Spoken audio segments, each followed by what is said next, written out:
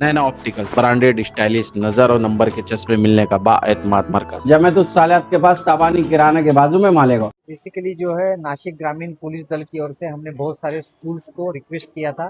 तभी ये स्कूल्स ने हमारा जो है प्रिंसिपल सर यहाँ पे खड़े हैं, उन्होंने हमारा रिक्वेस्ट एक्सेप्ट किया। और एक्सेप्ट करने के बाद जो है नशा मुक्ति का जो ये प्रोग्राम है, ये प्रोग्राम बच्चों को, हर एक बच्चों को पता रहना चाहिए कि नशे के मतलब डिसएडवांटेजेस क्या क्या है।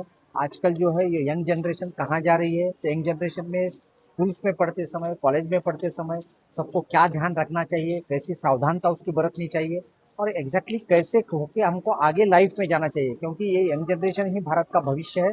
और ऐसा ही करके हमको आगे जाने के लिए बच्चों को क्या क्या बताना है और नशा मुक्ति का ये जो प्रयोजन है, ये प्रयोजन हमको हर घर तक, हर दरवाजे तक लेके जाना है। इससे छोटा सा कार्यक्रम यहाँ पे हमने लिया, बट एक छोटा सा मैं इसको नहीं कह सकता क्योंकि ये बहुत बड़ा और अच्छा कार्य प्रोग्राम यहाँ पे लिया हुआ है। यहाँ पे अच्छे कॉम्पिटिशन्स हुए, जैसे कॉम्पिटिशन हुआ, डिबेट कॉम्पिटिशन हुआ, बच्चों ने अच्छे से पार्टिसिपेट किया। और सबसे इम्पोर्टेंट बात ये है कि इन्होंने अच्छे तरीके से पार्टिसिपेट करके अपना पार्टिसिपेशन जो है बहुत अच्छी तरह से यहाँ पे दिया। उनको यहाँ पे हमने जो भी अप्रिसिएशन करना था वो अप्रिशिएट हमने इनको किया। बट सबसे इम्पोर्टेंट ये बात है कि एक दो दिन में यहाँ पे जो ये जो गाना जो कंपोज हुआ, कितना अच्छा गाना बच्चों ने यहाँ पे सेट किया, बच्चों ने अच्छा गाया। तो ये आप देखिए, मुझे लगता है कि ये गाना हर चौक में मालेगांव में बजना चाहिए, ये गाना जो है हर घर में जाना चाहिए, ये गाना हर चौराहे में जाना चाहिए, क्योंकि बच्चों को लगे और बाकी सबको लगे कि हमको इसमें क्या हमको करना है और कैसे मालेगांव को जो है वो हर घर में जाके हमको इस गाने को मतलब बच्चों के साथ उनके माता पिता जो है उनको वहां तक वो गाना पहुंचना चाहिए। और ये जो मुहिम है, ये मुहिम हर चौराहे पे, हर गली में, हर चौराहे पे, हर दरवाजे पे ये मुहिम जाना चाहिए। तो नासिक ग्रामीण पुलिस दल की ओर से मैं स्कूल को भी धन्यवाद देता हूँ, प्रिंसिपल सर को, मैनेजमेंट को धन्यवाद देता हूँ। और ये जो प्रोग्राम हमारे एडिशनल एसपी साहब है और पूरी उनकी टीम है, उन्होंने हर एक स्कूल में ऐसा प्रोग्राम करने का उन्होंने तय किया है। तो मालेगांव में हर स्कूल में होगा, हर जगह पे ऐसे प्रोग्राम होंगे। धन्यवाद। 4 रोज़ पहले हमारे एडिशनल एसपी साहब सूरज गुंजार सर हमसे मुलाकात करना चाह रहे थे। मुलाकात के बाद मालूम हुआ कि वो एंटी एडिक्शन कैंपेनिंग शुरू करना चाह रहे हैं और उन्होंने कैंपस से ये रिक्वेस्ट की कि हम आपके स्कूल से एक अच्छा कंट्रीब्यूशन चाह रहे हैं। जैसा कि शहर का ये सुलगता हुआ मसला है, हमने भी लब्बैक कहा और 4 दिनों में हम जो कुछ कर सकते थे उन्होंने सुना और वो काफ़ी मुतमईन हुए, जिसमें हमने essay competition, drawing competition, poster presentation, reel making जैसे कंपटीशन्स हम लोगों ने स्टूडेंट्स के दरमियान किए और बच्चों ने भी बहुत बढ़ चढ़ कर हिस्सा लिया। थाउजेंड्स ऑफ एसेज लिखे गए, हंड्रेड्स ऑफ जो है हम लोगों के पास ड्राइंग्स एंड पोस्टर्स आए और तकरीबन 20-22 बच्चों ने रील बनाए, तकरीबन वो 20 से 25 सेकंड।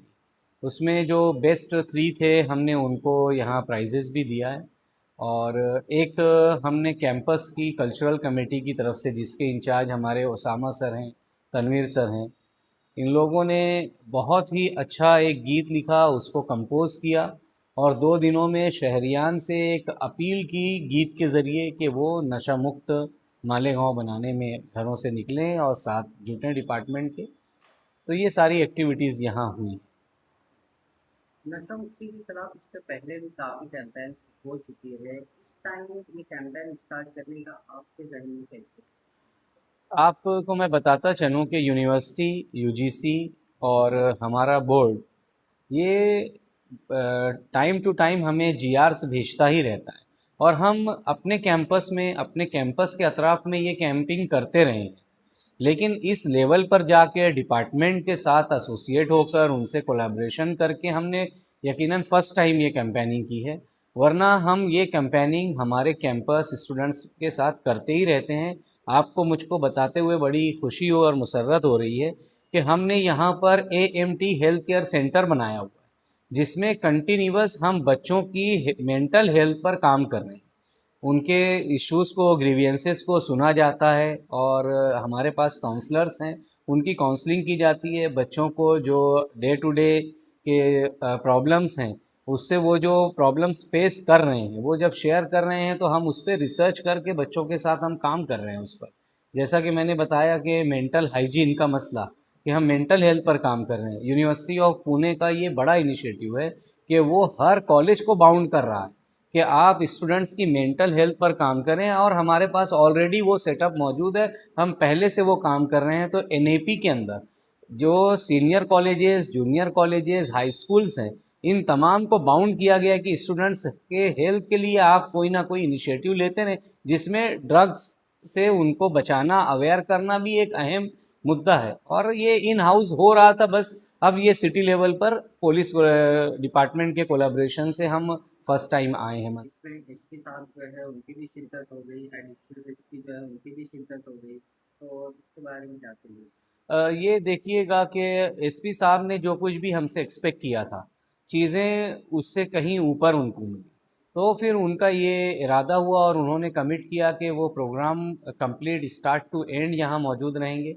और लकीली जब उन्होंने चीज़ें शेयर की हमारे नासिक ग्रामीण पुलिस एसपी साहब को, तो स्वामी साहब ने तमाम प्रोग्राम को सुनने के बाद अपनी विज़िट का इरादा किया और वो प्रोग्राम में आए, मौजूद हुए।